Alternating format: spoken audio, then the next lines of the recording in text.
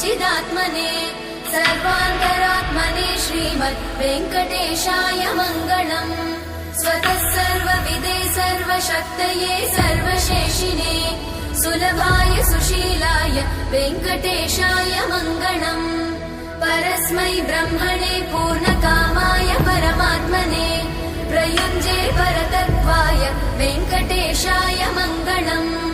आकालतत्त्वमशान्तमात्मनामनुपश्यताम् अतृप्त्यमृतरूपाय वेङ्कटेशाय मङ्गलम्। प्रायस्वचरणौ पुंसां शरण्यत्वेन पाणिना कृपया दिशते श्रीमद् वेङ्कटेशाय मङ्गलम्। दयामृततरङ्गिण्यास्तरङ्गैरिव शीतलैः अपाङ्गैः सिञ्चते विश्वम् वेङ्कटेशाय मङ्गलम्।